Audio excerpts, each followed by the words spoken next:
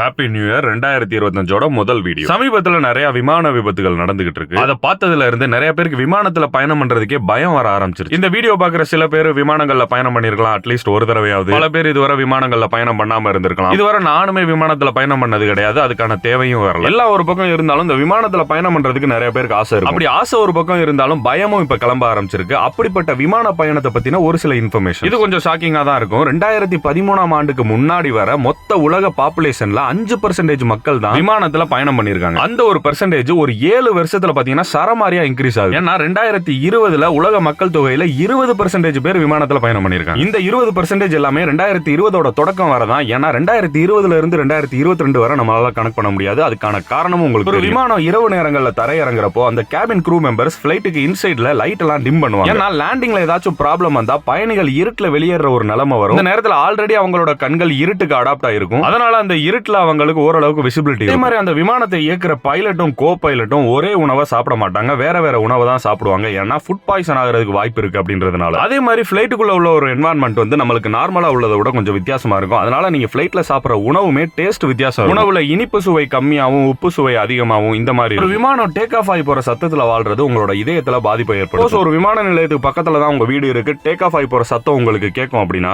சத்தம் 60 டெசிபலுக்கு மேல கேட்கும். ஹார்ட் அட்டாக் வரது கூட ஒரு 30% வாய்ப்பு. விமானத்துல பயணம் செய்யறவங்கல 5ல ஒருத்தவருக்கு வந்து பறக்கிற பயம் இருக்கும். ஏன்னா எபியோபோபியா இருக்குமா. எபியோபோபியானா ஒண்ணும் கிடையாது, ரொம்ப பயப்படுறது இல்லைன்னா பறக்கிறத வெறுக்கிறது. பொதுவா விமான விபத்துகள் அதிகபட்சம் பிளைட் டேக் ஆஃப் ஆகிற அந்த 3 நிமிஷமும் லேண்ட் ஆகிற அந்த 8 நிமிஷத்துலயும் தான் அதிக விபத்துகள் நடக்கும். அதாவது கிட்டத்தட்ட 80% அப்படின்னு சொல்றாங்க. அதே மாதிரி விமானத்துல பின்புறம் உட்காரவங்களுக்கு 40ல இருந்து 50% உயிர் பிழைக்க வாய்ப்பு இருக்குன்றாங்க. அப்புறம் அந்த விமானத்தோட ஜன்னல் எல்லாம் பாத்தீங்கன்னா சின்னதா ஒரு ஹோல் இருக்கும். அது எல்லாமே கேபினோட பிரஷரை கண்ட்ரோல் பண்றது. பெரும்பாலும் விமானத்தோட அந்த விண்டோஸ் எல்லாமே 3 லேயர்ஸ் ஆஃப் ஆக்ரிலிக்கால ஆனது. ஆக்ரிலிக்னா ஒண்ணும் இல்ல, அது ஒரு டிரான்ஸ்பரண்ட் பிளாஸ்டிக். இந்த மெட்டீரியல் ஸ்ட்ராங்காவும் ஸ்டிஃபாவும் இருக்கும், வெளியே உள்ளத பாக்குறதுக்கும் விசிபிளா இருக்கும். நீங்க விமானத்துல பயணம் பண்ணும்போது இடி மின்னல்லாம் வந்துச்சுன்னா நீங்க பயப்பட தேவையில்ல, அதெல்லாம் தாங்குற அளவுக்கு தான் விமானத்தை வடிவம் வச்சிருக்காங்க. இடி மின்னலாம் விட ஆபத்தானது சின்னோண்டு பறவை தான். ஏன்னா சமீபத்துல சவுத் கொரியால நடந்த விமான விபத்தை ஒரு பறவை மோதி தான் லேண்டிங் கியர் பழுதாகி அந்த விமானம் ஒழுங்கா லேண்ட் பண்ண முடியாம வேலியில மோதி பிடிச்சு எரிஞ்சு 179 பேர் உயிரிழந்தாங்க. அந்த இறந்தவங்களோட பாடி கூட இன்னும் கிடைக்கல. அந்த உடம்பையாவது மீட்டு கொடுங்கடா அப்படின்னு சொந்தக்காரங்க எல்லாம் போராடிட்டு இருக்காங்க. இப்ப நீங்க சொல்லுங்க, இதுக்கு முன்னாடி நீங்க விமானத்துல போயிருக்கீங்களா? இதுவரை போனது இல்லையா? அப்படி போயிருந்தா ஏதாச்சும் கசப்பான சம்பவம் இருந்தா அதை ஷேர் பண்ணுங்க.